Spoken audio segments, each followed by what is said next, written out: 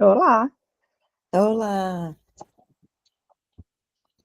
eu acabei de mandar uma mensagem para Isabela falando que eu não estava conseguindo entrar na sala. É porque a gente estava abrindo. Ah, então tá bom. Tá bom. É, bom, Camila, o que eu ia falar é que eu estou um pouquinho resfriada e com um fuso horário de 11 horas, então eu não sei até quando que eu vou conseguir te ajudar. Aí qualquer coisa a Camila assume a parte da, da tecnologia aqui. É, Maravilha. mas pelo que eu entendi, está tudo meio que programado. Eu vou fazendo e qualquer coisa eu só te passo como host. Aí Tá, você não precisa você entrar. consegue passar. Eu Eu não consigo preciso entrar passar. Não, pelo meio do clube, tá? Beleza. não precisa. Pelo Tá, que eu entendi aqui, não. É só eu passar. Eu te tá. passo o roster e aí você É porque assume. tem que mandar a ata com Isso. meia hora, mais ou menos, né? Eu vou tentar fazer tudo. E aí, vamos ver. Gente, eu posso tentar Por compartilhar aqui favor. a tela, porque eu não sei mexer direito Sim. com o Meet. Então eu Qualquer coisa, eu vou. vou com tudo aqui também. Eu abri todos Tá, eu acho que os eu, arquivos que você mandou. eu acho que eu Foi, consigo, assim, foi, né? foi. Mas Aqui tá com tem. a barra lateral aparecendo. Vê É, se. eu É, vou alterar aqui. é que tem um detalhe: toda vez que você for mexer na sua apresentação no Google, você não consegue ver. Se você for mexer na apresentação, você não consegue ver as pessoas, né? Ah, sim, sei. Eu só consigo ver uma janelinha pequena, por exemplo. Agora eu consigo ver todo É, mundo. é. Tá. Mas aí também, se você quiser, eu posso. Não, eu acho que eu consigo. Se eu não É, conseguir, eu peço ajuda para vocês. tá bom. É, porque É, se a gente apresenta, a gente tem que ficar passando, né? sim, É. é. Tem quantas pessoas inscritas? Mais de 40 para todos os oficinas. Não, não, no Vamos próximo, mas ver. para essa específica. Eu não Ah, dei uma peraí. olhada. Eu posso olhar aqui, calma aí. Você vê? Eu Não, olho, só, deixa só eu ver. por curiosidade, só. Tem.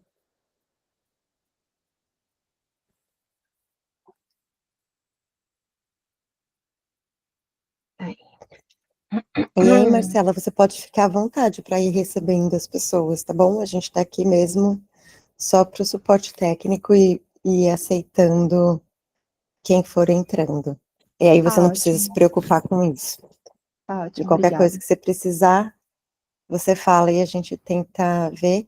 A gente também vai estar olhando, vai estar cuidando do chat para se tiver alguma pergunta, qualquer coisa Tá assim, ótimo, tá. né? Oi, Su. É, Oi, Clara. só uma coisinha. Você vai. As pessoas vão poder perguntar durante a apresentação ou você prefere que elas perguntem só no fim? O que eu vou pedir é que, se tiver algum comentário ou alguma dúvida, para escrever no chat durante a apresentação, e aí eu vou tentar o Tá, máximo possível ler.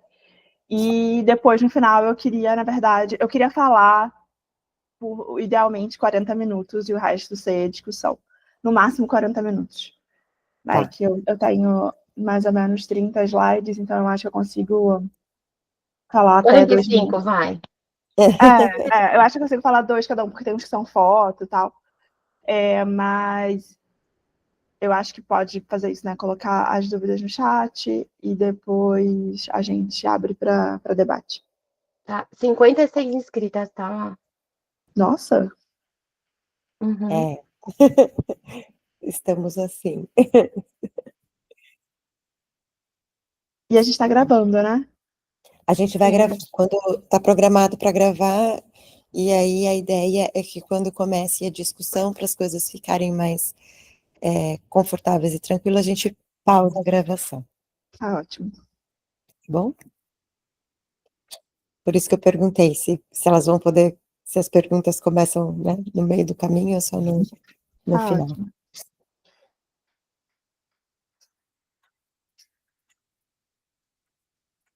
E a gente vai ter um tempo de tolerância de 5 minutos Maravilha.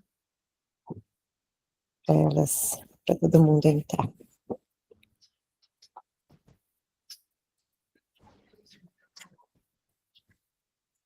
Ai, agora eu tô nervosa.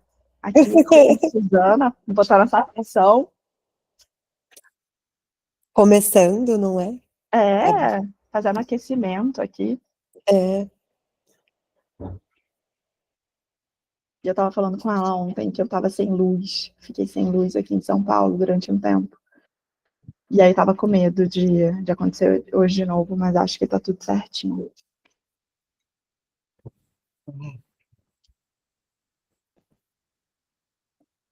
Não, sem problema.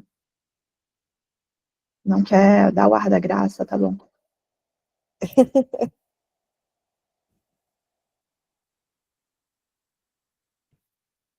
Eu vou ficar um minuto, acho que offline, porque eu vou colocar numa internet aqui que é mais estável, que tá na que é mais fraca. E aí, se eu cair, logo eu volto. tá bom.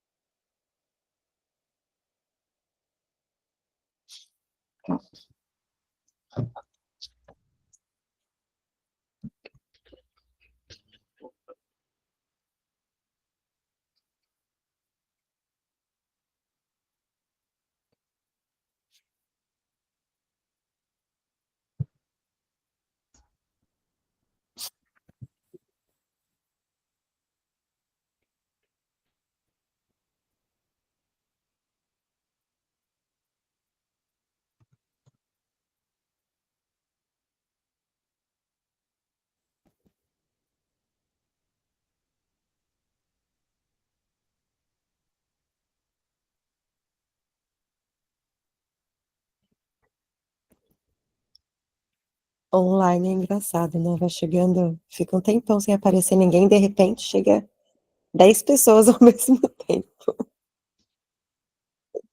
Aqui tem como você colocar todo mundo pra dentro junto ou sem que botar um por um? Olha, deve ter como, mas a pessoa aqui subutiliza a tecnologia, Ah, então eu não sei mexer no ainda Meet, não, gente, é uma vergonha. ainda não descobri. E pra mim o pior Vamos ainda ver. é o Teams. Esse pra mim, Ah, nossa, é. Ele é mais complexo mesmo. Ele não é nada intuitivo, é péssimo. não. Eu acho, pessoal, que se tiver várias pessoas para entrar, aí você pode ir adicionando de um por um, óbvio, mas em cima tem uma opção assim, adicionar todos de uma vez. Aí você aperta lá e entra todo mundo. Ah, Em cima da lista. Ah, Dá uma olhada para ver se ah, funciona.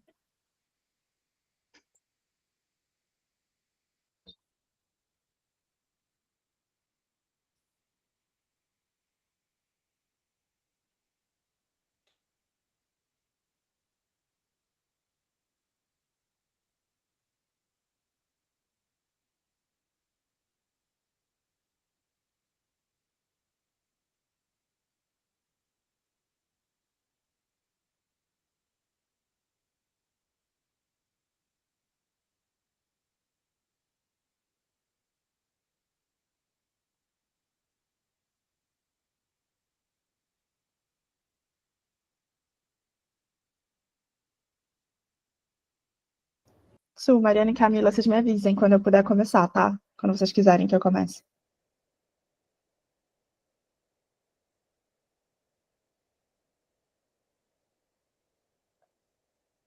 A gente tinha combinado de deixar não muito tempo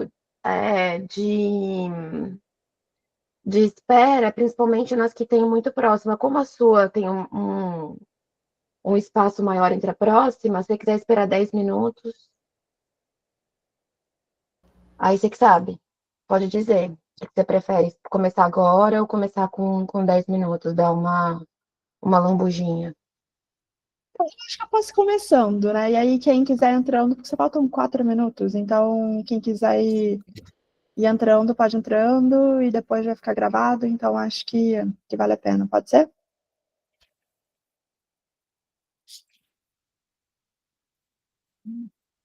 Tá, então pode vou sim. Acho começar. que já. Vamos começar então. Oi, gente. Queria agradecer a todo mundo por estar aqui. Sei que sexta-feira de manhã pode ser complicado, então muito obrigada por estarem aqui. E queria também agradecer a Suzana pelo convite, as meninas da organização, Mariana, Camila, Luciana, eu não sei se ela está aí, mas também estava ajudando a organizar. E eu estou muito feliz de estar aqui abrindo o aquecimento, né, do webinário. Muito feliz de estar falando sobre esse tema, que é um tema que é muito importante para mim, tanto em termos de pesquisa quanto em termos pessoais. O que eu estava combinando com a Mariana e com a Camila agora, era que vocês podem fazer comentários, escrever no chat, eu vou tentar o máximo possível responder perguntas que estejam lá, mas para não cortar o trem de pensamento, né, se a gente pudesse ter a discussão no final. Minha ideia é ter uma apresentação de 40, 50 minutos. Talvez chegue a 1 hora, mas eu quero tentar deixar mais tempo para discussão do que para eu falar aqui propriamente dito, né, para ficar falando sozinha. E eu vou tentar ler os comentários que vocês colocarem no chat nesse período, tá? Mas vou começar então, eu preparei uma apresentação. Então, vamos ver se eu consigo mexer nesse negócio aqui. Acho que foi, vocês estão vendo? Tá ótimo, então. Vou falar sobre a feminização do magistério no Brasil e no mundo, com foco mais no Brasil, mas antes disso vou me apresentar, né, e falar, essa Cata é linda, vou falar um pouquinho sobre ela. E eu sou Marcela Winter, para quem não me conhece, eu sou doutora em Educação Internacional e Comparada, e o meu foco é ciência política, né, eu me formei na Universidade de Colômbia, e lá você tem a grande disciplina, que é a minha Educação Internacional e Comparada, e uma ênfase menor, e a minha ciência política. Então, essas duas áreas, educação e ciência política, são as que balizam as minhas análises, os meus temas, e aqui hoje eu vou apresentar para vocês um tema dentro desse mundo de educação que eu gosto muito de estudar, que é a educação de mulheres e meninas, o papel de mulheres e meninas na educação, principalmente na educação brasileira. E eu me defrontei com esse tema da feminização do magistério quando eu cheguei lá no doutorado. Não era uma coisa que eu já conhecia em termos acadêmicos, vamos dizer assim. Todo mundo acho que percebe, né, que quando a gente está na escola, a gente tem muitas professoras mulheres, e aí a gente vai chegando no ensino médio, a gente começa a ter mais professores homens. Quando a gente chega na faculdade, uma enxurrada de professores homens.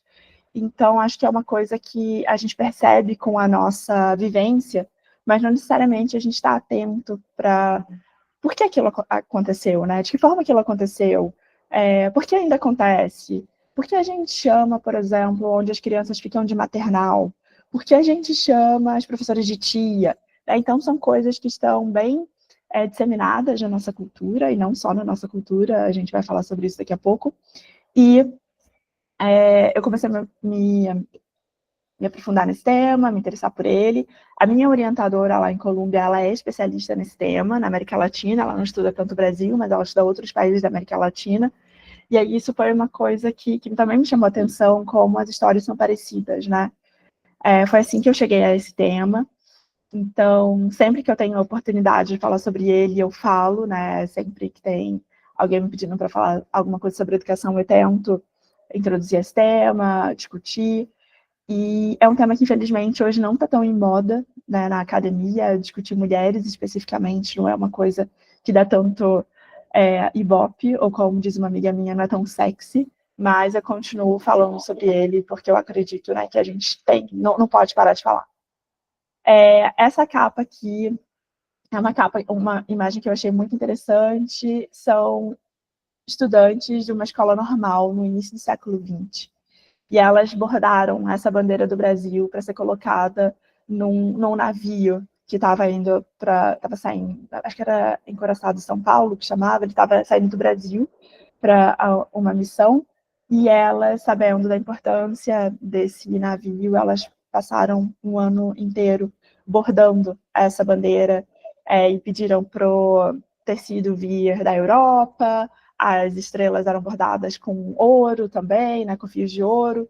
E eu achei interessante porque, para ver, é uma escola normal, né, uma escola de educação, a maioria esmagadora mulheres, e a gente vê alguns homens ali em cima, porque os homens participavam de alguma maneira, principalmente nos cargos gerenciais, a gente também vai discutir sobre isso, mas também tem a ver com essa ideia de que as professoras, e as mulheres principalmente, né, mas essas figuras de mulher e professora se entrelaçando, são importantes, são centrais na confecção desse novo país, da República. Então, aí a bandeira, a ordem e progresso, esse lema positivista, que vai ser central também na discussão, a gente vai falar sobre ele um pouquinho. Então, as mulheres em cima, meio que bordando e criando o país, essa bandeira, e embaixo duas meninas, né, que eu não sei porque essas duas meninas tão jovens estavam ali, mas dá pra gente também essa semiótica do futuro, né, elas estão ali, elas são o futuro também sendo moldado, sendo bordado. Então, por isso que eu trouxe essa capa para a apresentação. Antes da gente começar, eu queria fazer uma pergunta, vocês podem responder no chat, se vocês quiserem. O que vocês sabem sobre feminização do magistério? Se vocês acham que é um problema, assim, vamos dizer, é uma questão mais de países em desenvolvimento, ou do sul global, como a gente chama hoje, né? Ou que acontece em outras partes do mundo, se vocês acham que é um fenômeno recente, como que vocês veem esse tema? Só para a gente começar o aquecimento.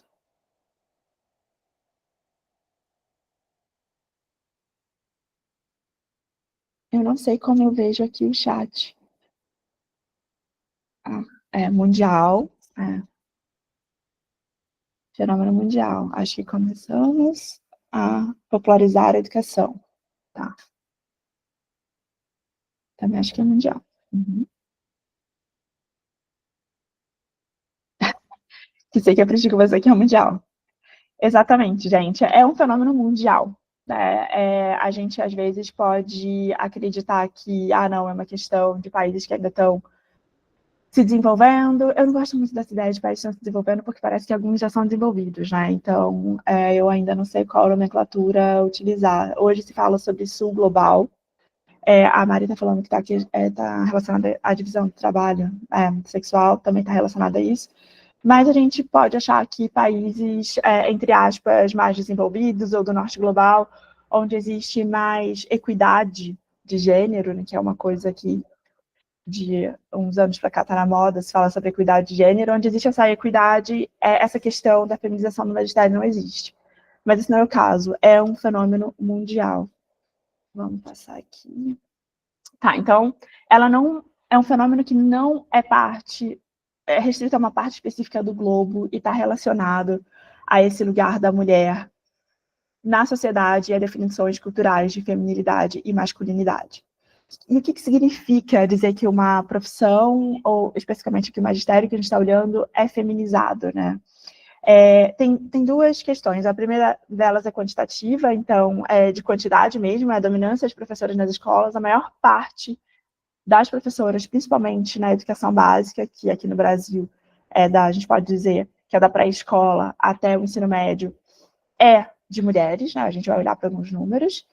E também ser feminizado significa dizer que tem essa associação simbólica com a feminilidade, né? Então, a gente tem algumas profissões, principalmente as que estão relacionadas ao cuidado, que são vistas como femininas, como, por exemplo, enfermagem, assistência social, o magistério, todas essas que parecem que são de cuidado, estão relacionadas à figura da mulher. Isso acarreta algumas consequências, a gente vai olhar para elas também mais para frente, mas a ideia de feminização é essa, é quantitativa e normativa. E aí a gente vê na educação que existe disparidade quando a gente olha para os níveis. Então, quando é educação básica, onde as mulheres dominam salários mais baixos e pouca valorização da profissão, e na educação superior a gente vê maior prestígio, mas as mulheres têm menor acesso aos cargos. Também tem uma variação por disciplina, né, por área, mas, no geral, é isso que a gente acaba vendo. Eu vou começar aqui a apresentação falando com vocês sobre estatísticas globais, para a gente ver primeiro como acontece no mundo e depois a gente vai fazendo recorte cada vez mais específico para o Brasil, tá? Então, a gente vê que, globalmente, mulheres são sobre-representadas na força de trabalho docente em todo o mundo, e desde 2015 a proporção de professoras tem aumentado nos níveis primário, secundário inferior e secundário superior. Secundário inferior seria ensino fundamental e secundário superior seria ensino médio Eu tirei esses dados da Unesco, então eles dão uns nomes diferentes, né? Porque em outras partes do mundo são conhecidos de forma diferente, cada segmento, cada nível de educação. Então a gente pensa que, assim, com essa consciência maior, que existem muitas mulheres e que a profissão é desvalorizada, que isso tem que mudar, muitas iniciativas em direção à igualdade de gênero, a gente também acha que todos esses elementos, esses movimentos, vão fazer o quê? Vão fazer ter um equilíbrio maior, mas não, desde 2015, a gente percebe que está havendo um aumento nessa feminização, na proporção de professoras nesses segmentos. As causas, a gente já falou mais ou menos aqui, né? Em linhas gerais, o ensino em níveis superiores é frequentemente visto como uma profissão feminina devido às normas culturais e vieses de gênero relacionados à responsabilidade pelo cuidado e educação infantil. Então, de novo, isso é uma questão global. Não importa qual país você está olhando, se é um país de baixa renda, média renda, renda alta, se é um país dito desenvolvido ou em desenvolvimento. Essa é uma visão estereotipada que se tem da mulher, que se é um nível educacional que está mais relacionado a crianças pequenas, da natureza feminina cuidar dessas crianças, então essas mulheres elas são direcionadas a essas profissões. Aqui a gente tem a Unesco trazendo para a gente, então pré-primário seria aqui o número de professoras, né, em cada proporção de docente, em cada nível. Pré-primário seria creche, primário inferior seria o ensino fundamental, superior, secundário, ensino médio, e superior, terciário, o ensino superior nosso. Então, a gente vê que existe uma disparidade muito grande, né? No pré-primário, que seria creche, ensino infantil, a gente tem 94% dos docentes no mundo são mulheres. Primário inferior, 68%, 52% e 43%. Então, a gente vai vendo que quando os salários e prestígio vai aumentando, vai diminuindo o número de mulheres. E esses são os números globais que a gente tem da Unesco, que trouxe para a gente em 2022. Aqui é um mapa também mostrando, né, por país como isso ocorre. Os países que estão achurados, estão em branco, é porque não trouxeram dados para essa coleta de 2024, mas aqui a gente percebe como muitos estão próximos do 90% ou 100%. Aqui é o ensino primário, né, então, da pré-escola até o ensino médio. E esse site é muito legal, Our World in Data, eu acho que depois vocês vão receber a apresentação, se vocês quiserem dar uma olhadinha. Se você vai clicando em cada país, ele vai trazendo as informações sobre cada país, e você depois pode mudar. Quero ver para ensino superior, quero ver para ensino médio, ele vai mostrando tudo. Mas essa aqui é uma foto de como a educação primária hoje está no mundo, dados de 2024. Aqui eu trouxe também uma comparação, afinal de contas, né, sou da área de educação comparada, então eu adoro quando tem uma comparação assim, de números. Aqui a gente tem de mundo, Brasil e América Latina. Aqui muda um pouco os números, porque eles estão considerando a educação infantil e a educação primária juntas, né, como se fosse o ensino fundamental, primeira parte do ensino fundamental, primeiros anos do ensino fundamental. Então a gente percebe que o Brasil está acima da média, tanto em comparação com a América Latina e quanto em comparação com o mundo, em todos os níveis de ensino, mas bem próximo do secundário e terciário, mas ainda assim a gente está acima das outras partes do mundo. Então, assim, a gente vai perceber que existe um panorama global sobre como a profissão, como profissão de professora, como magistério está estruturada. A gente vai ver que existe essa representação decrescente nos níveis mais altos, como os números mostraram ali para a gente, nos gráficos, e de liderança também. Isso é uma coisa importante da gente ter em mente, que não só a liderança é mais masculina, né, quanto esse prestígio na carreira vai aumentando. Então, é como se para as professoras do sexo feminino não fosse uma carreira, uma profissão que elas estão ali estagnadas, né, uma ocupação que não precisa ter tantos esforços em direção a elas subirem ou terem uma projeção, porque elas ficam ali estagnadas. Atração masculina para magistério, principalmente quando se trata de crianças menores. Os homens eles tendem a deixar a profissão em maior número do que as mulheres, mas são mais representados nos níveis mais prestigiados. Então, quando os homens eles estão nos segmentos de crianças menores, é como se eles estivessem ali temporariamente até acharem uma coisa melhor, até serem convidados para serem diretores ou irem fazer um mestrado. Então, assim, é como se fosse temporário, né? É como se eles fossem mais propensos a abandonar a carreira. E a falta de diversidade no corpo docente pode ter implicações não só para a vida dos professores, para como esses professores são remunerados, valorizados, mas também para modelos de referência dentro da sala de aula. Essa é uma discussão que, há uns anos atrás, era feita de qual é o impacto da presença ou da ausência de professores homens dentro da sala de aula para meninos, que meninos são os que mais abandonam a sala de aula, que têm mais problemas de disciplina, né, que estão mais propensos a deixarem a sala, e qual é a influência ou não de terem professores homens como figuras, como modelos a serem seguidos dentro da sala de aula. E existe uma correlação, isso não quer dizer que é uma causalidade, né? Os meninos deixam a sala de aula porque não tem professores homens, não é isso, mas existe uma correlação. Você vê que em lugares onde os meninos deixam mais a escola, existem menos professores homens ao longo da experiência educacional desses meninos. E aí uma coisa que é muito interessante, eu trouxe essa fala aqui para vocês, que é da Justine Sass, que ela é chefe de Inclusão e Igualdade de Gênero de Educação da Unesco. Ela disse que aumentar a diversidade na força de trabalho docente pode desempenhar um papel importante na erradicação dos estereótipos de gênero no corpo docente, na educação de forma mais ampla. Entre outras coisas, isso implica encorajar os homens a seguir uma carreira de professor na educação pré-primária e primária.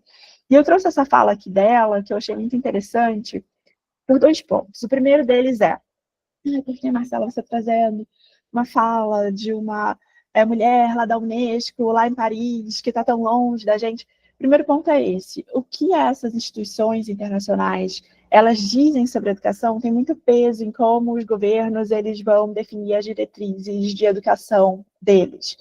Não só por uma questão de ideias que são importadas, isso é uma constante na educação mundial, aqui no Brasil nem se fala, né? A gente sempre está importando ideias de fora, então olhando relatórios que essas instituições estão criando, que especialistas de fora estão falando, para a gente tentar trazer aquilo para a nossa realidade.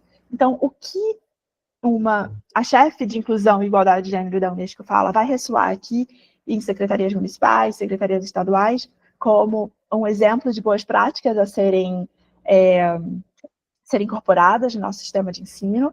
E eu quero dar um exemplo para vocês específico sobre isso, encorajar os homens a seguir uma carreira de professor na educação pré-primária e primária, que é o meu filho estudando numa creche pública aqui em São Paulo, e a prefeitura ela faz uma avaliação das escolas, né? O que a escola precisa melhorar, onde a escola está indo bem. E o primeiro ponto de atenção que a prefeitura trouxe para a escola é que não existe diversidade de gênero na creche do meu filho, porque não existe professor homem.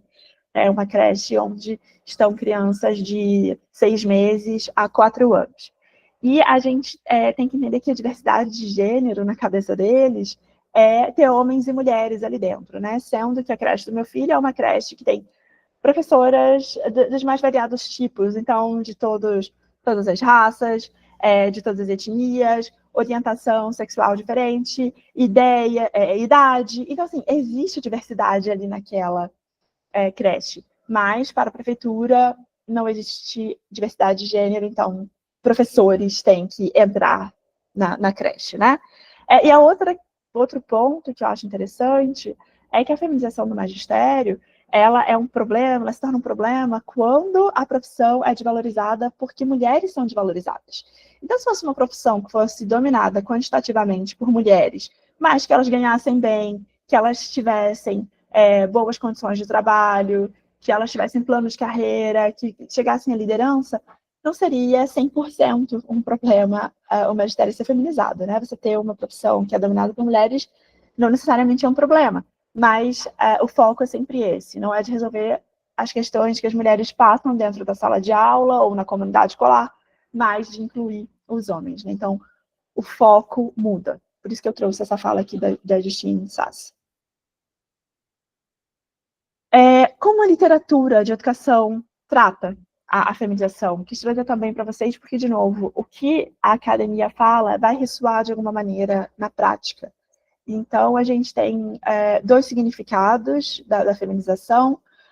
na concepção da Maher, que é as mulheres passam a dominar a profissão a partir do século XIX. Então, aqui a gente começou a nossa discussão pensando isso, né, falando, sempre foi uma profissão feminizada, sempre foi uma profissão dominada por mulheres? Não. Antigamente, antes do século XIX, século XVIII, a educação era dominada por homens, né? Então, quem eram os grandes mestres nas escolas e na educação particular, que era o que chegava às classes mais altas, eram homens, eram tutores.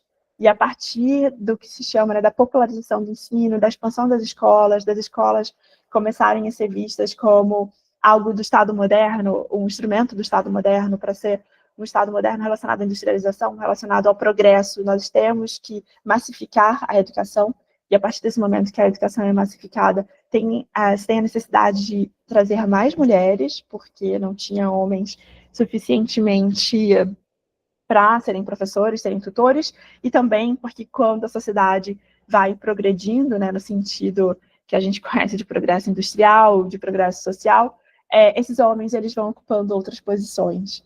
E esses lugares na escola acabam ficando vagos e as mulheres vão ocupando. E uma visão misógina de que a desvalorização da profissão é vista como resultado de ser feminilizada, ou seja, de ser pior, né, de ser inferior, de ser menos séria, porque, afinal de contas, é uma coisa de mulher.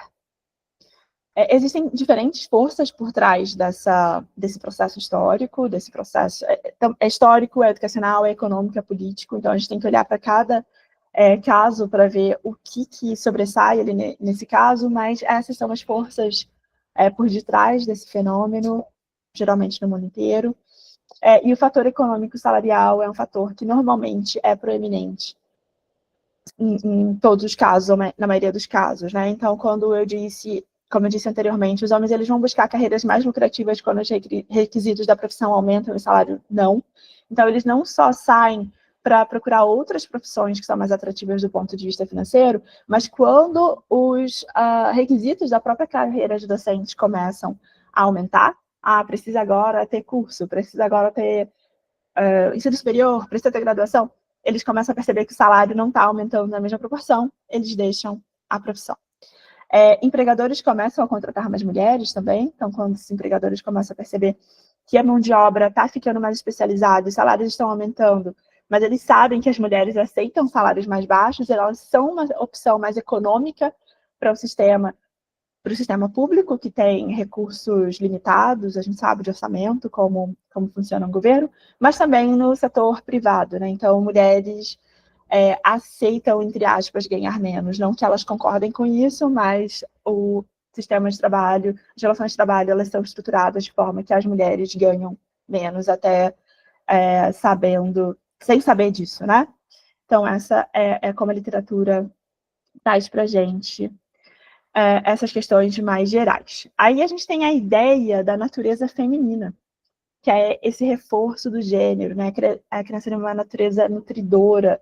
Então, a mulher ela vai ter naturalmente esse amor maternal, essa ideia do cuidado, ela está pronta para isso, faz parte da natureza dela. E a gente vê que esse ideal, eu também odeio essa ideia de natureza feminina são outras coisas, né? Não isso daqui. Mas essa ideia, esse estereótipo de natureza nutridora vai acabar influenciando essa divisão sexual do trabalho também na escola, né? Então, a sala de aula ela vai estar associada a traços femininos. Então, eu comecei a apresentação falando sobre maternal. Quando se trata de crianças menores, é maternal, porque é a função materna. Você cuidar daquela criança, você nutrir aquela criança. E aí, quando a criança vai crescendo, você tem que ter paciência, você tem que ter resiliência, você tem que... né, todos esses estereótipos que a gente sabe sobre a mulher. E a administração é o contrário, né? Então, são dois estereótipos que eles acabam se fortalecendo, um fortalece o outro. Que enquanto na sala de aula se precisa dessas pessoas mais dóceis, mais amorosas, a gestão não. A gestão ela precisa de homens, de pessoas profissionais mais fortes, mais autoritárias, que tenham mais controle da situação, que são estereótipos atribuídos ao homem, né? Então, essa divisão sexual vai acontecendo dentro da escola. Então, a gente vai perceber que o ensino é frequentemente uma profissão feminina com homens no comando. Isso fica cada vez mais claro quando vai subindo os níveis de ensino, né? Pensem quantas reitoras de universidade existem, por exemplo, quantas ministras da educação o Brasil já teve. Pensem nisso, né? Em governos que são mais progressistas, que são mais conservadores. Quem são os secretários de educação na sua cidade? São secretárias ou são secretários? Né? Então, essa estratificação ela vai acontecendo de uma forma mais evidente quando a gente vai subindo. Também tem a ideia de que homens são provedores e eles não vão aceitar os salários mais baixos, mas eles vão aceitar os cargos gerenciais porque pagam melhor. Então, como se o salário que o homem ganha é mais relevante na estrutura familiar, e que a gente sabe que isso não se trata de uma ideia, né? Porque muitas famílias são chefiadas por mulheres, não existe sequer um homem chefiando aquela família do ponto de vista da remuneração.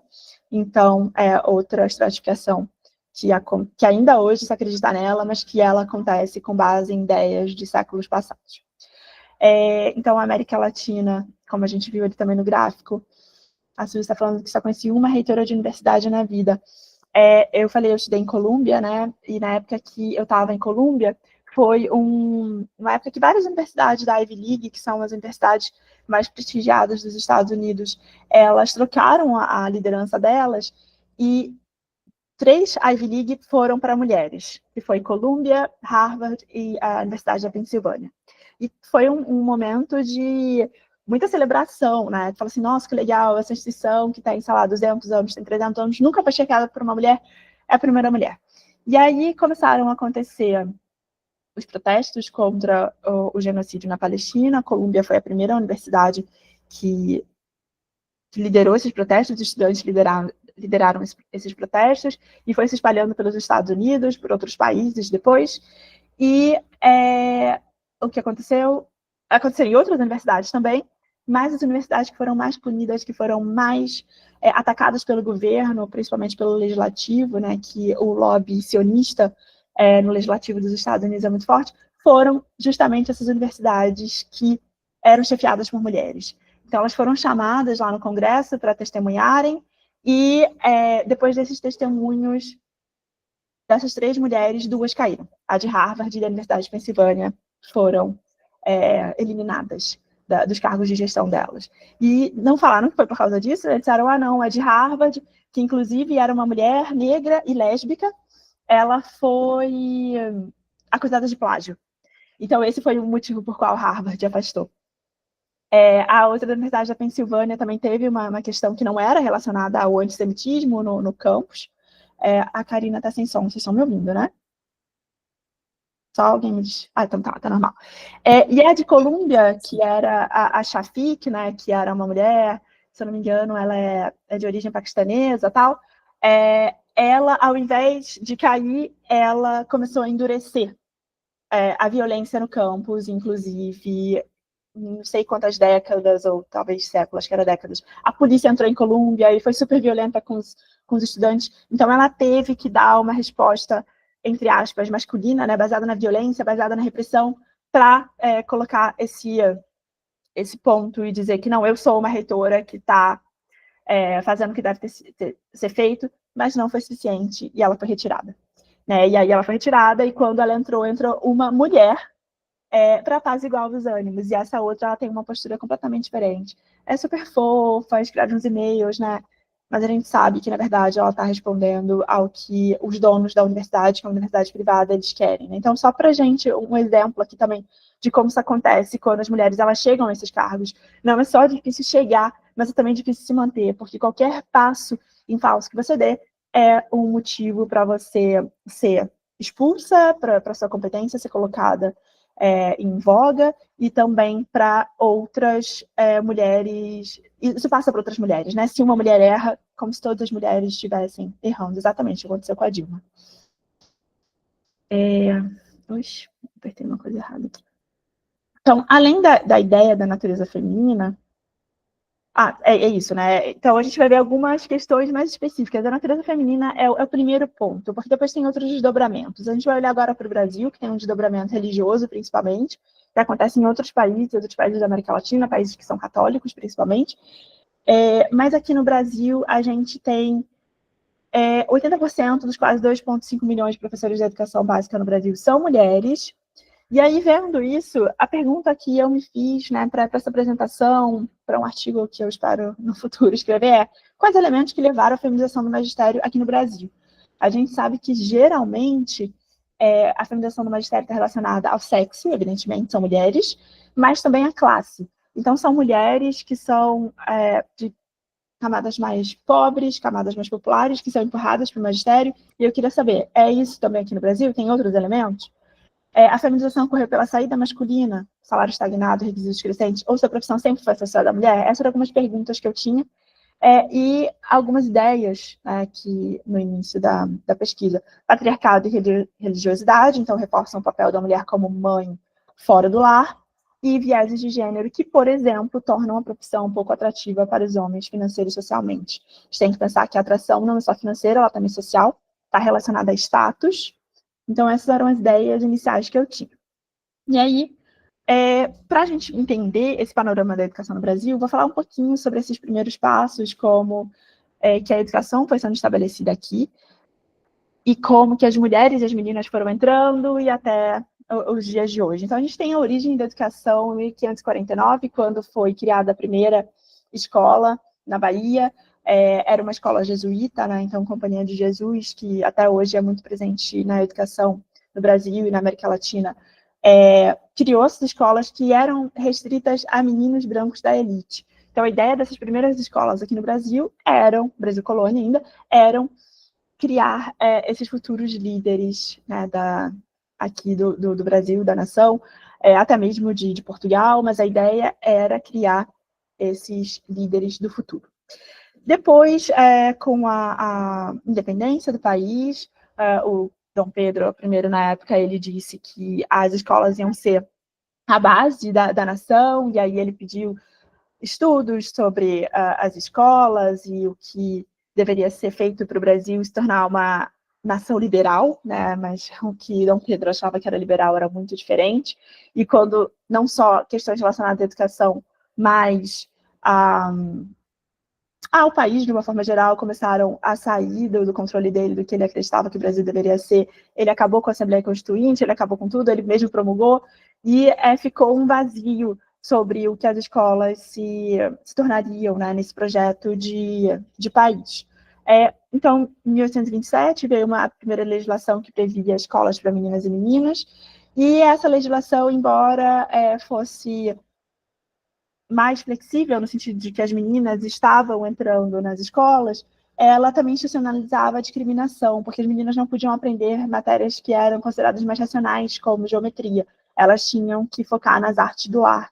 Então, a escola serviria para os meninos brancos da elite e também para as meninas brancas da elite, para criar os líderes para as meninas e para criarem as mães para as meninas, né?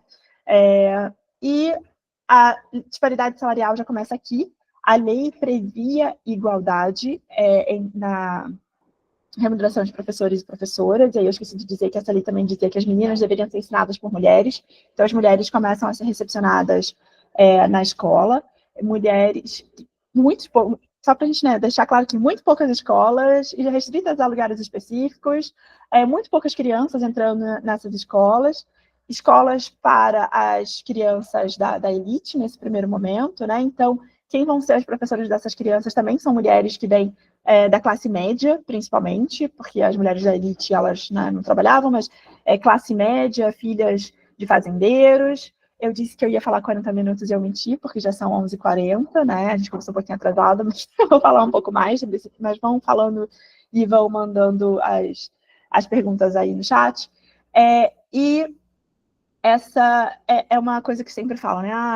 O magistério foi a primeira profissão para mulheres, foi a primeira chance das mulheres trabalharem. E eles têm que fazer um recorte de raça e de classe, que foi uma das primeiras profissões para mulheres brancas, porque, afinal de contas, já tinham mulheres escravizadas trabalhando há muito tempo, né? Tinham mulheres racializadas, como a literatura trata agora, então mulheres mestiças também trabalhando em outras ocupações, mas como uma profissão de destaque, vamos dizer assim, foi uma das poucas para as mulheres aqui brancas e de classes mais altas, não da elite, porque mulheres da elite não foram ser professoras, mas aqui, então, as mulheres poderiam ser professoras dessas meninas, né?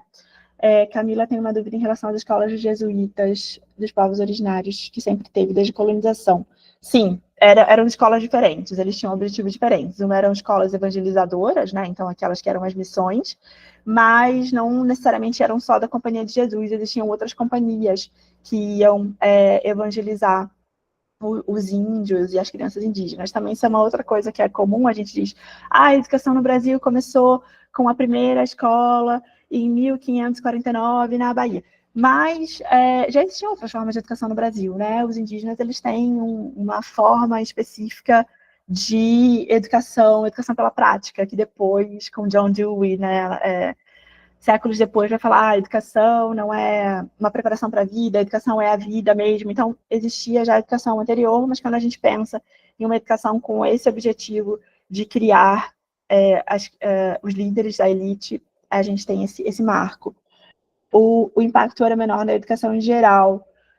Era o básico do básico, na verdade, é que essa formação dos jesuítas era para ensinar essas crianças a lerem, né, noções de geometria, noções de gramática, para criar uma língua brasileira. Nesse momento aqui nem tanto, né? Porque é Portugal, basicamente, uma educação basicamente portuguesa.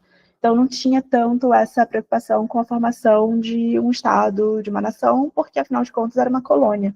Então o impacto era menor, era ínfimo. A gente só tem esses marcos para saber quando foi a primeira escola oficial.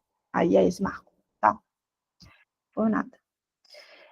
Então, voltando aqui, a gente tinha essas primeiras professoras entrando, e embora existisse essa igualdade salarial, outras legislações começam a abrir brechas. E as brechas estão principalmente relacionadas à ideia de que as professoras elas vão ficar meio período na escola, porque, afinal de contas, elas são mães, elas são esposas, então elas só podem trabalhar em um período específico, meio período, então os salários são menores, e começa com a expansão das escolas, que ainda é muito tímida, mas começa a haver essa expansão, as vagas começam a ser preenchidas com salários mais baixos, porque tem mais procura, né, e a demanda era alta, porque tinha, quer dizer, a demanda não era tão alta, mas a oferta de mão de obra dessas mulheres que queriam entrar na força de trabalho era alta, então os salários começaram a ser mais baixos.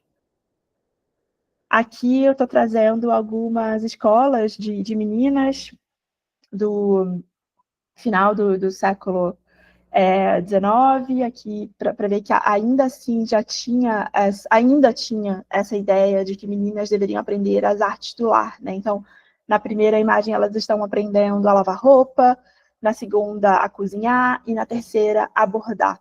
Então, era isso que essas meninas elas iam fazer nessas escolas, né? Elas não podiam aprender coisas consideradas mais racionais. Tinham que aprender a serem as donas do lar. Mas a partir do século XIX, com a expansão das escolas, e não só com a expansão das escolas, com a ideia de que o Brasil deveria se inserir nesse lugar das nações que estavam andando em direção ao progresso, né?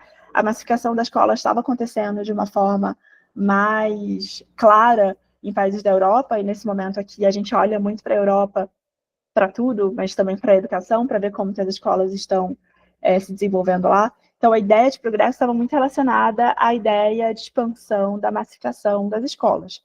Então, a partir desse momento, as professoras são necessárias, e como a gente vai preparar essas professoras, né? A gente não pode esperar que mulheres que já não tiveram uma educação formal, da maneira que os dirigentes do Brasil nessa época queriam, elas não eram bem preparadas, então a gente precisa de um lugar para preparar essas mulheres, para fazer com que elas sigam uma cartilha de como as crianças do Brasil devem ser educadas.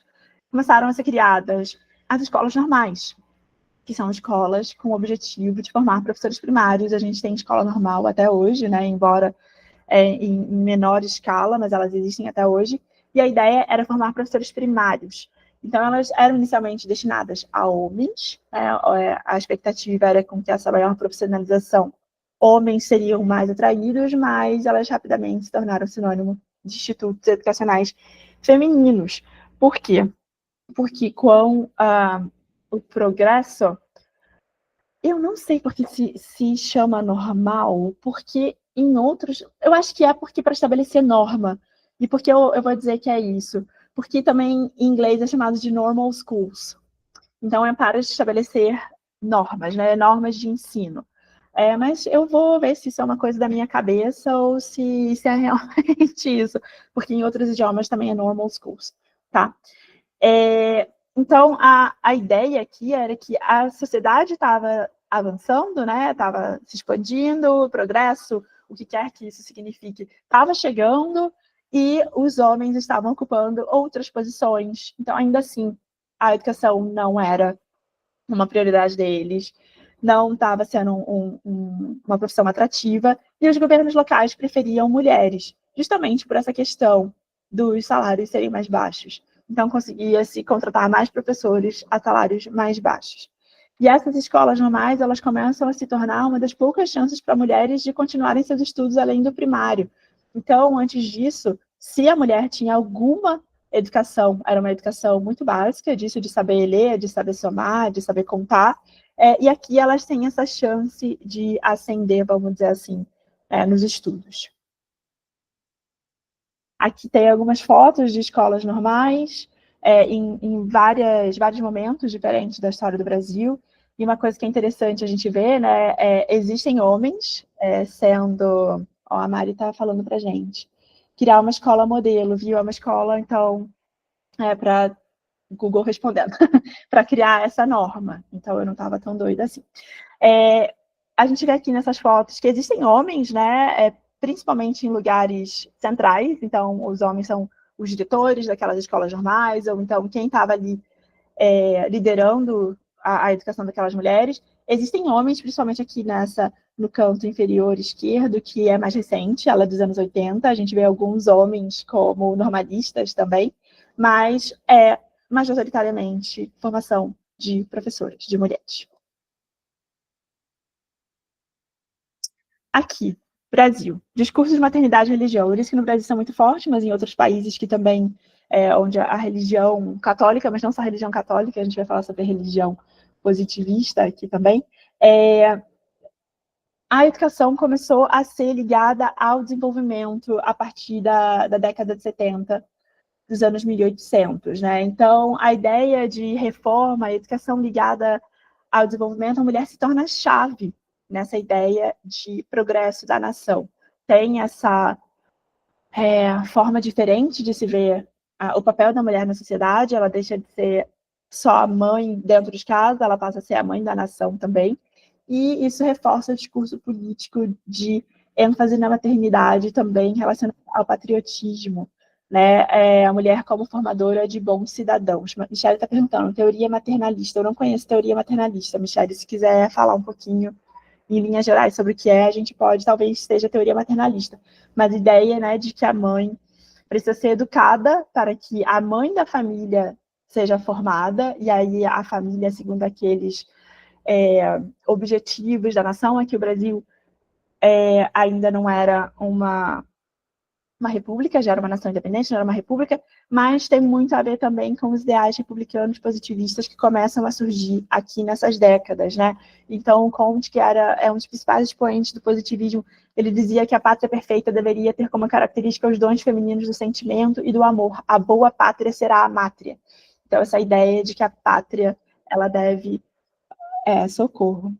Mas piora. Vou falar que piora. A Michelle está dizendo...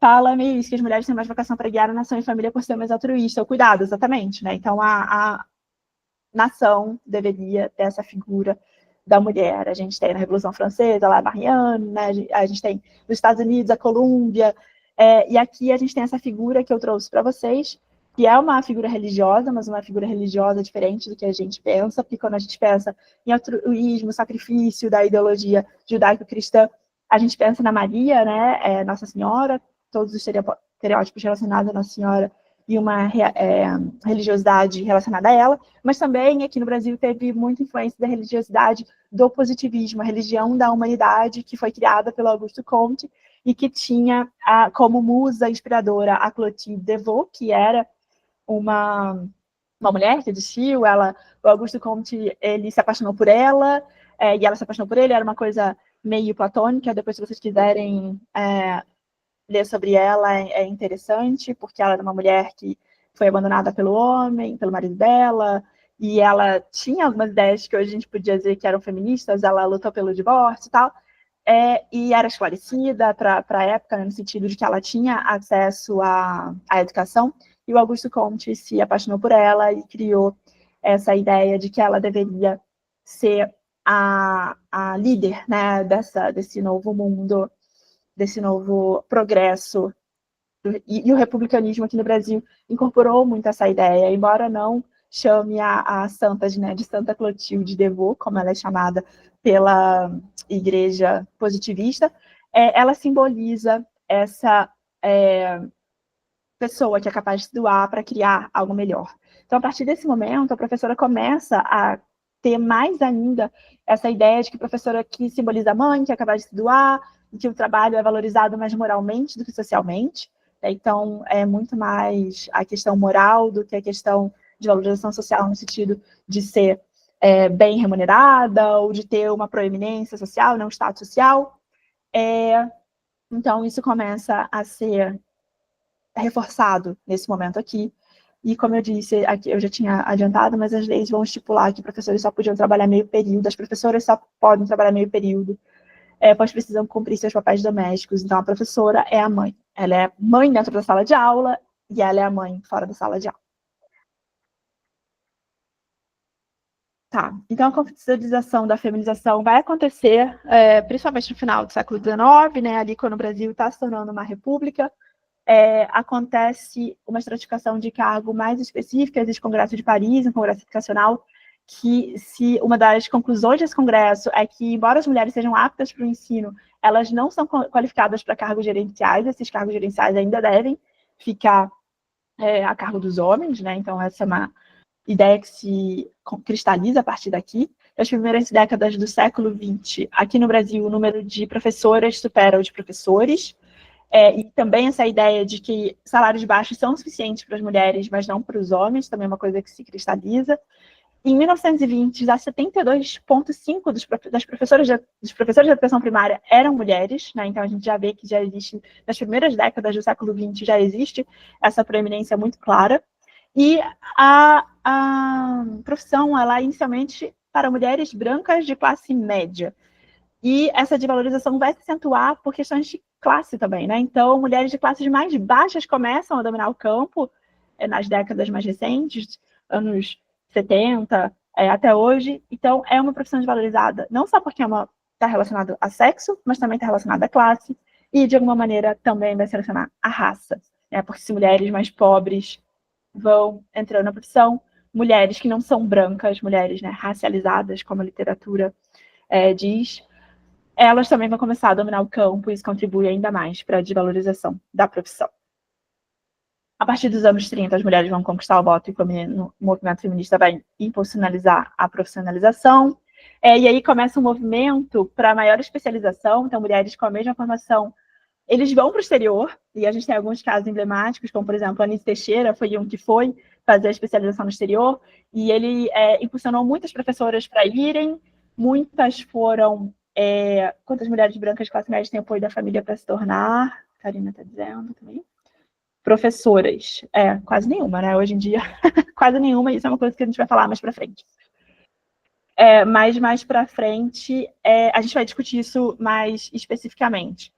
E, como eu estava dizendo, esses professores eles vão se especializar fora, principalmente nos Estados Unidos, porque na virada da República, eu disse que antes a gente olhava muito para a Europa para saber o que está acontecendo lá na Europa, mas a partir da República, dos anos finais do Império, na transição, a gente já começa a olhar para os Estados Unidos. Então, os professores começam a serem enviados para lá como uma política de governos estaduais, principalmente, serem enviados para lá. Só que quando eles voltam para o Brasil, eles têm destinos diferentes. Os homens eles vão para cargos gerenciais e mulheres vão para a sala de aula. Então, eles tiveram a mesma formação, eles foram capacitados da mesma maneira, mas quando chega aqui no Brasil, eles são destinados para lugares específicos.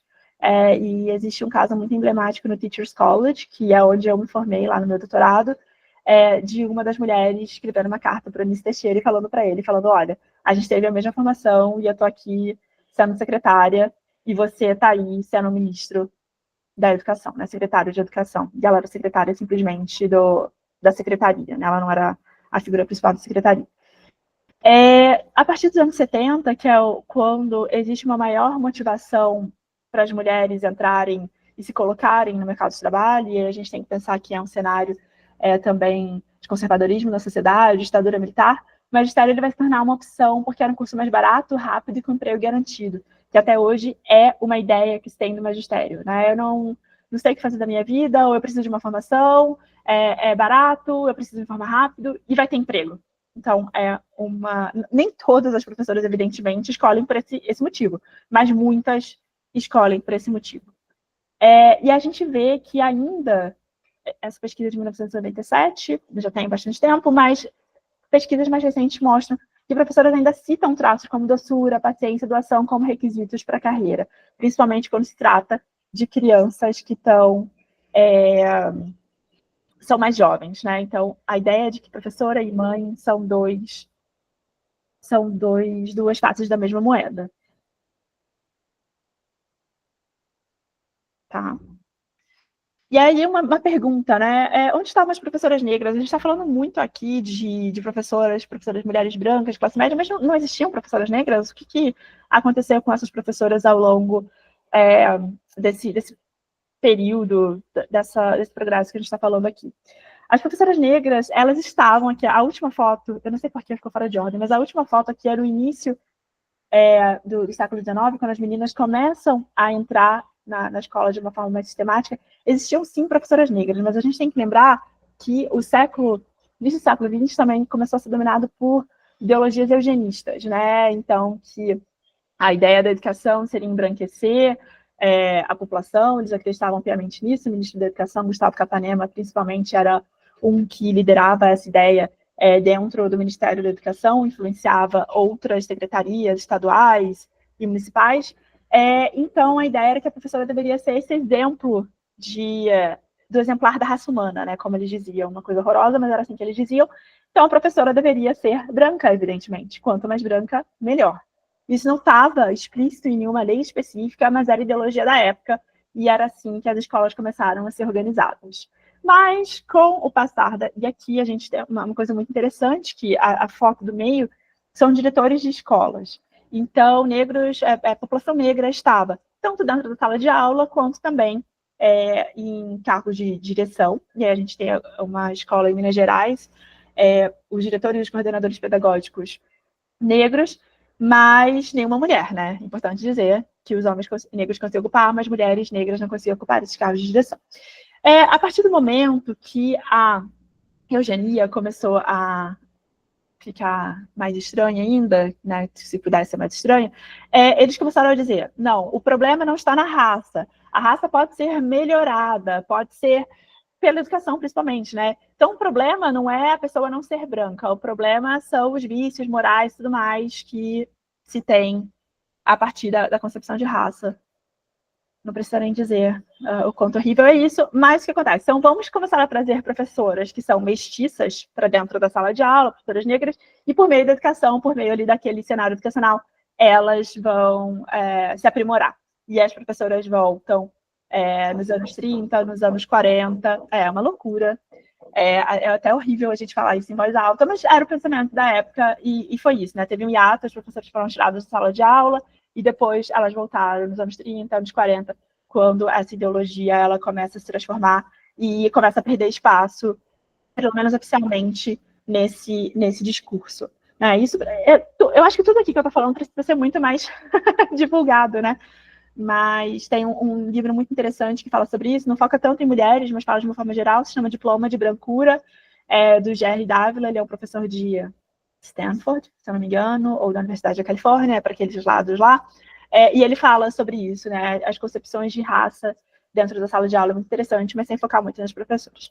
E isso tudo não quer dizer que não existiam professoras proeminentes que não fossem brancas, que não estavam fazendo coisas relevantes para a educação, e a gente tem aqui a Antonieta de Barros. Eu coloquei essa foto porque todas as fotos dela são muito sérias, né? Eu acho que talvez fosse uma moda da época tirar foto séria para passar essa ideia de seriedade. Mas eu adoro essa foto dela sorrindo. Ela foi a primeira deputada negra do Brasil. Ela era professora e ela criou o Dia do Professor, e ela sempre estava lutando por que os esquecidos, os marginalizados, estivessem dentro da sala de aula, com foco em crianças negras, né? E a gente tem, hoje, o que a gente chama de educação étnico-racial, talvez a gente possa dizer que ela foi uma das precursoras. Então, elas estavam na sala de aula, sim, tá? É importante a gente frisar isso. E aí, avançando um pouquinho mais nessa discussão de feminização, trouxe aqui nosso muso. A gente ainda pode, né, gostar de alguns homens, e Paulo Freire é um deles. Também adoro essa foto dele sorrindo. Do lado dele, eu cortei, mas do lado dele estava Darcy Ribeiro, então são meus dois queridos, com todos os problemas, as questões que eles traziam, né? Mas eles já estão mortos, então as decepções já passaram, né? Já tem um tamanho específico. A gente pode dizer que todos os defeitos deles a gente já conhece. E aí o Paulo Freire, ele tem um livro que é muito legal, que é curtinho, são 60 páginas, chama Professora Sim, Tia Não, Cartas a Quem Ousa Ensinar. Ele fala sobre professoras especificamente, né? Paulo Freire, hoje, de uma forma muito anacrônica, é criticado por não ter olhado para a questão de gênero, embora ele olhasse para isso, sim. E, inclusive, a Bell Hooks fala sobre isso num livro dela, que ela fala da expressão dela, que ela bebeu muito dele, né? Que ela fala que a questão do amor e que transgressão, ela trouxe isso do Paulo Freire, e ela conheceu o Paulo Freire pessoalmente, eles se corresponderam. Então tem até um vídeo no YouTube muito interessante dela falando sobre o primeiro contato dela com ele na universidade dela, quando ela ainda estava na graduação. E ele trouxe, sim, essa ideia de gênero. Ele não falava de gênero, porque essa palavra, e eu tenho inveja disso, não era falada naquela época, né? Mas ele trazia essa concepção da professora. Então, aqui, o Professor Assim, Tia Não, são cartas a quem ousa ensinar. É um livro que é no formato de cartas. E uma das primeiras cartas para ele é falando sobre a questão do tia, né? Porque a professora não deve aceitar ser chamada de tia. Depois ele tem um outro capítulo falando sobre professoras que escolhem a docência porque não tinham outra coisa para fazer, ou então porque elas estão ali enquanto elas não acham um marido, coisas assim, né? Enquanto não acham uma coisa melhor, como se o marido fosse uma coisa melhor, mas enquanto elas não acham algo melhor, elas estão ali sendo professoras e depois elas vão buscar outra. Também é uma carta interessante. Mas eu trouxe essa aqui da primeira, esse trecho, que ele diz que ensinar é a profissão que envolve certa tarefa, certa militância, porque Paulo Freire acreditava nisso, né? Que os professores, eles vão ser os líderes de uma revolução. Não uma revolução nos moldes comunistas tradicionais, é uma revolução diferente. Quem quiser ler, ele fala isso mais especificamente na Pedagogia do Oprimido, mas ele tem essa ideia de que os professores têm que ser militantes, então tem que existir certa especificidade no seu cumprimento, enquanto ser tia é uma relação de parentesco. Então, ser professora implica assumir uma profissão, enquanto não se é tia por profissão. Recusar a identificação da figura do professor com a da tia não significa de modo algum diminuir ou menosprezar a figura da tia, da mesma forma como aceitar a identificação não traduz nenhuma valoração alheia. Significa, pelo contrário, retirar algo fundamental ao professor, né? Ou a professora, sua responsabilidade profissional de que faz parte a exigência política por sua formação permanente. Então, é como se essa proximidade que a gente tem das professoras como se fossem tias, é como se estivesse tudo em família. Então, a professora não luta, a professora não não vai olhar seus direitos, não vai fazer greve, porque ela não vai querer prejudicar aquela criança ali que é o sobrinho dela. Então, ela se doa, ela se deixa em segundo plano para a educação daquela criança ali ser o foco, e ela perde essa militância, que não só é boa para a carreira dela, para a vida dela, mas também para a educação de uma forma geral, e para as crianças, tá? Então, quem tiver curiosidade, está disponível no site dos Bustos da Vida, é muito interessante. E aqui, pensando em questões mais contemporâneas, né, sobre formação da professora, a porcentagem de mulheres e homens nos cursos de pedagogia e em outras carreiras. Então, a gente tem a maioria esmagadora de mulheres, né, 93% dos alunos de pedagogia são mulheres. E aqui são os concluintes dos cursos de pedagogia. E aqui ficou cortado. Mas é para mostrar aqui para vocês que a desvalorização da profissão já começa na formação. Por quê? Porque mais de 60% das professoras que são formadas hoje no Brasil são formadas em cursos EAD. Então, o curso de pedagogia, que é um curso que deveria ser muito voltado para a prática, do que acontece na sala de aula, na troca das professoras, na colegialidade entre elas, está se perdendo porque a maioria esmagadora dos professores está sendo formada em cursos EAD. Então, existe um crescimento desenfreado de cursos com aulas à distância. As aulas são extremamente teóricas, não preparam os professores para as questões que vão ser encontradas na sala de aula, né? Então, elas chegam à sala de aula muito cruas, a formação delas é muito ruim. Existe a preponderância de uma lógica mercantil, porque esses cursos, eles querem vender. Então, você vê cursos de pedagogia que a mensalidade é R$200, e aí, por um lado, a gente pensa, é bom porque é democratização do ensino, mas aqui, nesse caso, não é bom. Os mecanismos de avaliação da qualidade são falhos, tanto da qualidade do curso ali, né, das avaliações que são feitas pelos pares para formar professores, mas também do Ministério da Educação. Então, assim, é uma questão que tem que ser mais levada em consideração, porque o governo federal, há uns anos, ele já tem essa ideia de que as professoras, elas têm que ter a formação adequada em todos os níveis de ensino, então tem que ter formação superior, a formação considerada adequada é a formação superior, depois com a especialização, né? E a Su está falando aqui. Dei aulas de 2013 a 2017 numa faculdade de formação de professores, trabalhava basicamente com a formação de pedagogas. Em 2017, a faculdade presencial fechou para abrir curso online e metade dos professores foram demitidos, especialmente os mais críticos. Exatamente. Um exemplo prático disso aqui que está acontecendo, né? Então, voltando que isso é uma política do governo federal de alguns anos para ter essa qualidade da formação adequada, mas a formação não está sendo adequada. Ela está sendo adequada em termos de... Os professores têm ensino superior, mas a qualidade dessa formação não está sendo averiguada. Então, esse é um problema da educação que também muito pouca gente fala nos dias de hoje. Quem são as professoras, né? Então, a gente estava falando ali que, historicamente, são mulheres de classes específicas, então tem o recorte de classe muito específico, e aqui continua acontecendo isso, né? Então, estudantes de pedagogia geralmente têm renda familiar de até 3 salários mínimos, mães não estudaram, mães estudaram até a 4ª série e só estudam e não trabalham. Então, a gente começa a ver aí que existe um recorte muito específico de classe. Até os dias de hoje, são mulheres, meninas de classes mais baixas que estão se interessando pelo magistério. Existe um artigo da professora Paula Lousano que foca nessa questão de quem é atraído para ser professora, e ela diz que não só meninas de classes mais baixas querem ser professoras, mas também a maioria, tá, gente? Isso não posso dizer todas são assim, mas a maioria, de um panorama, é assim. Não só meninas de classes mais baixas, mas também meninas de classes mais baixas que não vão bem na escola, porque a autora é Paula Lousano, com outros autores, mas ela é a autora principal. São meninas que não vão bem na escola, porque meninas que vão bem na escola, elas aspiram a outras carreiras. Então, ainda tem esse elemento, um elemento de uma formação que já é precarizada na época da escola e também uma questão de autoestima, né? Que a menina pensa, eu não vou dar para nada, eu vou ser professora. E aí uma fala muito interessante do Frei Davi Santos, que é um dos fundadores do Educafro, que ele diz: é impossível que Deus tenha despejado vocação de pedagogia em 90% dos pobres, despejado vocação de medicina em 90% dos ricos.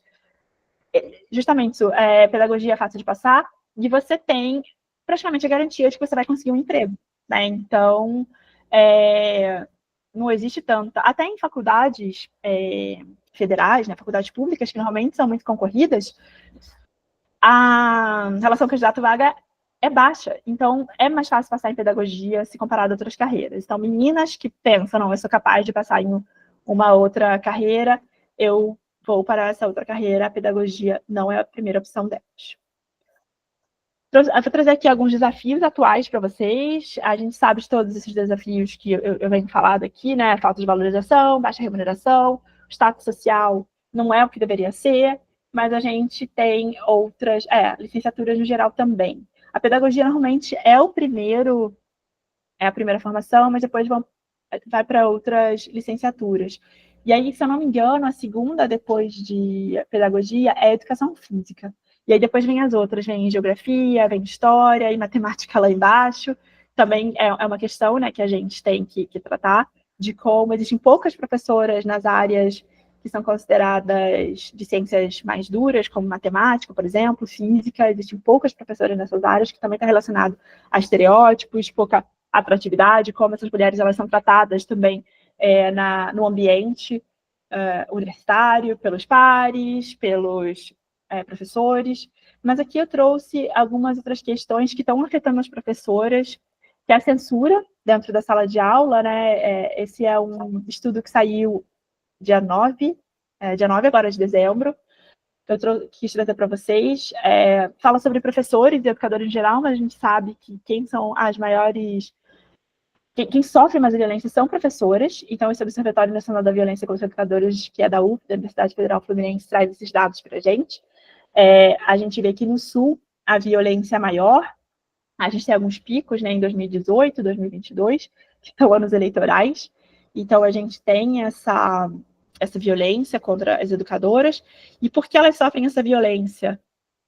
Principalmente por questões políticas, mas também por questões de gênero e sexualidade, são questões tratadas dentro da sala de aula, ou questões que os professores, porventura, tratem fora da sala de aula, em rede social, por exemplo, questões de religião, negacionismo científico, questões étnico-raciais e questões artísticas e socioculturais. Então, essas aqui, de acordo com a pesquisa que foi feita, são as principais fontes dessa violência contra as professoras na sala de aula, que, como a gente sabe, infelizmente, está passando dos limites da agressão verbal, né? Está indo já para a parte física.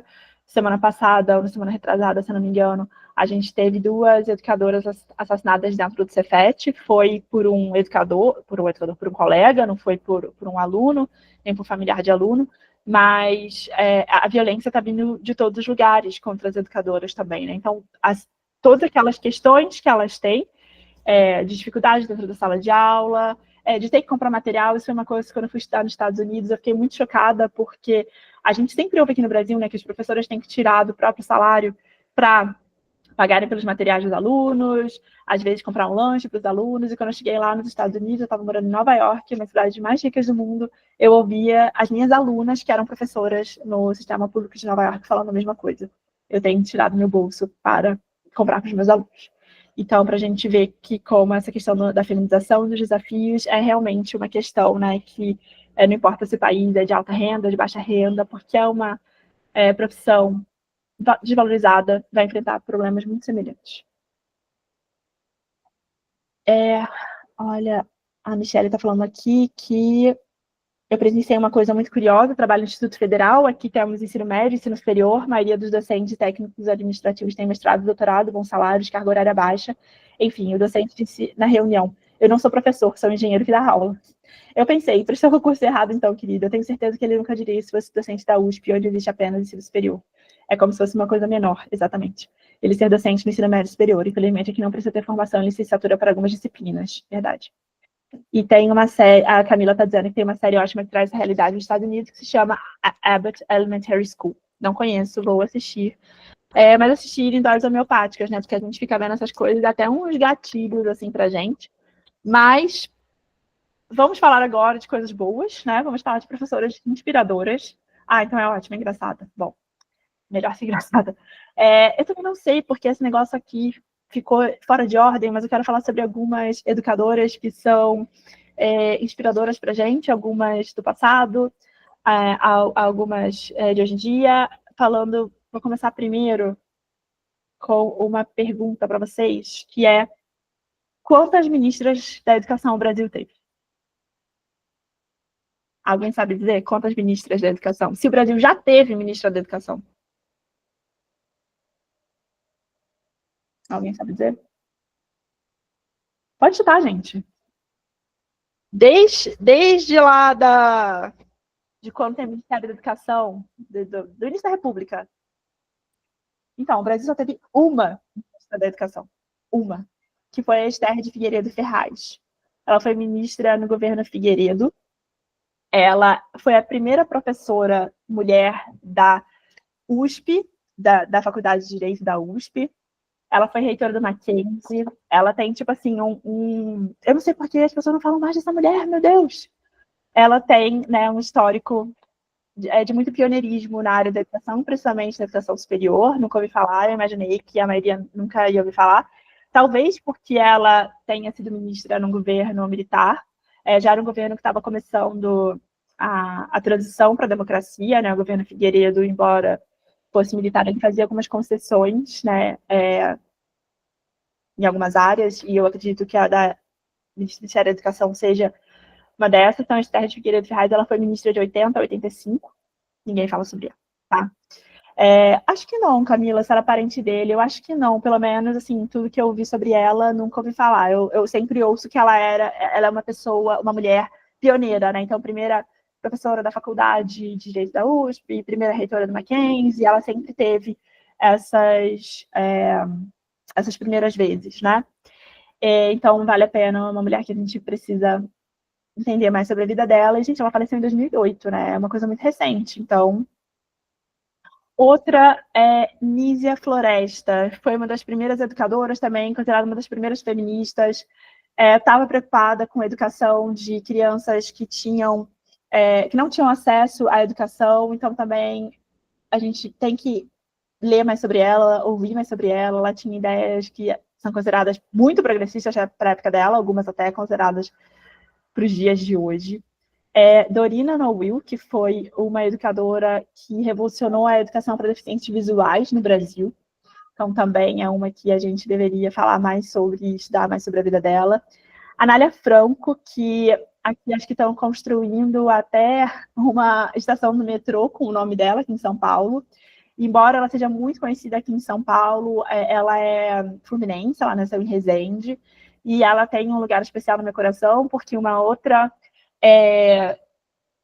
vertente de pesquisa minha é crianças negras, depois da lei do ventre livre, né? O que aconteceu com essas crianças, como elas foram incorporadas à escola, porque anteriormente, quando elas não eram consideradas livres, elas não eram consideradas cidadãs. Então, o governo não tinha a obrigação de educar essas crianças, mas depois da lei do ventre livre, elas começaram a ser consideradas cidadãs, na letra da lei, da Constituição.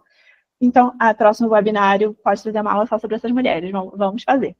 E aí a gente expande, porque tem muita mulher maravilhosa em educação. E a Anália Franco, né, nesse momento aqui, ela também percebe essa necessidade de o que vai acontecer com essas crianças, porque muitas dessas crianças eram jogadas simplesmente pelos escravizadores, né? Eles falaram, agora eu vou ter que dar educação para essas crianças até elas completarem 7 anos, que era a idade que elas tinham que estar obrigatoriamente na escola, mas até esse momento os escravizadores eles tinham que cuidar da educação delas, e aí eles simplesmente jogavam essas crianças fora, jogavam na rua.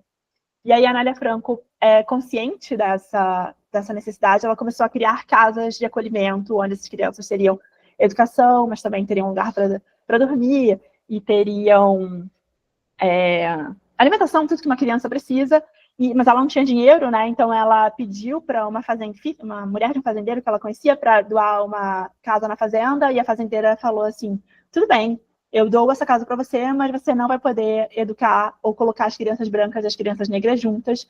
E ela disse, então, querida, beijos, fui, tchau, não aceitou a casa. Começou um trabalho de filantropia nas ruas de São Paulo, infelizmente, teve que pedir esmola para realizar o sonho dela da educação, mas ela criou muitas casas acolhedoras, ela conseguiu juntar muitas dessas crianças que estavam sendo abandonadas nas casas delas para criar no bairro Anália Franco, tem um bairro chamado Anália Franco aqui em São Paulo, e eu não sei se as casas ainda existem, mas a família dela tentou manter o legado dela, né? Então ela também é uma mulher que eu acho que deveria ser muito mais falada do que é. E professoras hoje, né? Trouxe algumas professoras inspiradoras. Hoje, a primeira delas é a Gina Vieira. Ela é uma professora que ela começou a perceber. Ela é do Distrito Federal, se não me engano. ela começou a perceber que existia muita disparidade de gênero dentro da sala de aula, como os alunos tratavam, né, os meninos tratavam as meninas, como os professores tratavam as meninas, começou a perceber também que com mais uso da internet pelos alunos, que as alunas estavam se colocando de uma forma muito sexualizada na internet, e aí ela falou, não, tem que fazer alguma coisa, ela criou um programa chamado Mulheres Inspiradoras, que ela faz esse letramento de gênero com com as crianças, e com os colegas dela, né, com os professores, então ela se tornou uma mulher que é referência nessa área de letramento de gênero na educação. Embaixo a gente tem Macaé Evaristo, acho que ela dispensa apresentações, mas ela é nossa ministra dos Direitos Humanos. Ela é uma educadora também formidável, olhando para professoras e para crianças de grupos vulneráveis, educação quilombola, para a educação étnico-racial. Então, ela é doutoranda em educação na UFMG, não sei se ela terminou, talvez ela já tenha terminado, mas ela também é uma educadora preocupada em ter esse impacto na academia. Do lado, a gente tem a Débora Garofalo, ela foi eleita uma das melhores professoras do mundo, ela é uma professora que trabalha com tecnologia, com uso de sucata, né? Então é uma professora também que ela ficou bem conhecida, bem proeminente há uns anos atrás, acho que ela foi até no Luciano Huck, que o Luciano Huck, ele adora puxar essas pautas, assim, de melhores professores do mundo, aí ele puxa o professor, mas fora isso, não é tão interessante assim falar sobre professores. E embaixo, a gente tem a Janaína Barros, que eu tive a felicidade de entrevistar a Janaína para a minha tese de doutorado. Ela é uma professora lá do... Gente, agora eu esqueci. Da Chapada Diamantina, daquela região da Chapada Diamantina. Ela trabalha muito com comunidades quilombolas. E ela tem um documentário muito legal no Globoplay, que se chama Prova Escrita, que ela começou a perceber que pelas pichações nas carteiras ou nos banheiros, na escola como um todo, ela conseguia, através das pichações, ver o que estava errado com os alunos. Então, ela começou a documentar, tirar fotos de todas essas pichações e começou a criar alguns programas dentro da escola para fazer com que aqueles alunos não desistissem da educação. Gente, é muito legal, ela é maravilhosa. Quando eu fiz a entrevista dela, as coisas que ela falava, eu ficava assim, ai meu Deus, não posso chorar aqui nem frente entrevistada. Mas ela é uma professora também sensacional, um amor de pessoa. Prova Escrita é o nome do documentário. Vale muito a pena assistir. E eu estou trazendo esses nomes aqui, não é para gente reforçar essa ideia de professora como heroína, né? Porque isso também acontece. Falei agora do Luciano Huck. Tem muitos filmes que trazem isso. É a professora que foi lá e salvou. A gente tem que valorizar as professoras como elas merecem ser valorizadas, mas evitar essas narrativas, né? De que, tipo assim, se a professora quiser, ela consegue, ela pode ser transformadora. Não vamos fazer isso, porque isso traz uma camada de responsabilidade, para a professora. Tem vários desses filmes, muitos, principalmente estadunidenses, né, que eles adoram esse tipo de narrativa. Mas com o que a gente tem, né, como que a gente pode valorizar essas professoras? Participar dos conselhos de escola, se a gente puder. Tem no YouTube para escrita, olha, ótimo. Então, participar mais da educação, como a gente consegue, participar de conselhos de escola. Se vir que alguma coisa está errada, ouvir as professoras. Eu gosto muito de conversar com as professoras do meu filho. Tudo bem que eu sou pesquisadora, né? Mas eu gosto de ouvir delas. Sempre me pergunto, e aí, como tá? E isso eu acho que é uma maneira, na pesquisa e na geral, se fala muito sobre a gente tem que dar voz para as professoras. Gente, as professoras têm voz. O que a gente tem que fazer é dar ouvidos para elas ou amplificar a voz delas. E a gente faz isso de formas diferentes, né? Diferentes maneiras. Eu tento fazer por meio da minha pesquisa e por meio da minha vivência no dia a dia, mas a gente tentar relacionado à pesquisa de nenhuma maneira específica, pode fazer isso que eu falei, né? Pode participar de conselho de escola, uma vez normalmente no mês, pode conversar com as professoras, se vir que tem alguma demanda específica, pode tentar levar de uma forma sutil para a direção. Então, a gente tem que tentar, de alguma maneira, né, fazer uma defesa dessas professoras. Então, algumas conclusões aqui para a gente terminar. Eu falei que ia falar só 40 minutos, eu menti, desculpa. Primeiro delas, a patriarcado e religiosidade reforçaram o papel da professora como mãe fora do lar, e isso até hoje. Vieses de gênero desvalorizam a profissão para os homens, a socialidade essencializou os indivíduos, então mulheres ligadas à fragilidade, à maternidade, homens ligados à força e poder, e isso vai se refletir nas estruturas da escola, e não só nas estruturas da escola, como os alunos também percebem a escola, né? A gente viu que como essas estruturas, como essas dinâmicas se dão, elas entram na cabeça das crianças, mesmo que de maneira subliminar. A feminização não é um processo passivo, e isso é uma questão também que é importante, relevante. A gente vê que a decisão de mulheres de buscar a profissão, apesar das desvantagens, também demonstra sua agência. Aqui a gente está dizendo, né, falando, tem professoras que buscam porque é mais fácil. Mas não, tem mulheres que estão nessa profissão porque elas querem fazer a diferença, elas escolheram fazer isso. Existe a ideia da vocação, né, mas que é positiva no sentido de eu quero ir lá, eu quero modificar, eu quero mudar a vida dessas crianças, porque é o que essas mulheres fazem. Então, o magistério ele ainda é um elemento crucial para a inserção da mulher no mercado de trabalho e para o seu empoderamento no campo da educação. E a gente tem que acabar com os mitos, né, que o ensino foi uma profissão bem paga no passado e a desvalorização foi causada pela entrada das mulheres. Isso não é verdade. Sempre foi uma área com problemas de valorização, tanto de status social quanto de remuneração. A feminização ocorreu apenas porque os homens se retiraram, não é só por isso, é também por isso. Professoras primárias são passivas ou se sentem vitimadas pela condição feminina, que também é uma ideia que as professoras do ensino primário não têm essa agência. E aí eu quero colocar essa pergunta para vocês, para a gente começar a discussão também, não precisa discutir especificamente sobre isso, mas a feminização do magistério é realmente um problema, no sentido de que é ruim a gente ter uma área que é dominada por mulheres, ou é ruim que essa área seja desvalorizada porque é dominada por mulheres? E aí eu termino minha apresentação. Desculpem ter falado tanto. Pronto. É isso, gente. Eu sou muito apaixonada por esse tema, então eu falo igual uma matraca. Podem ficar à vontade para falarem, abrirem os microfones se quiserem.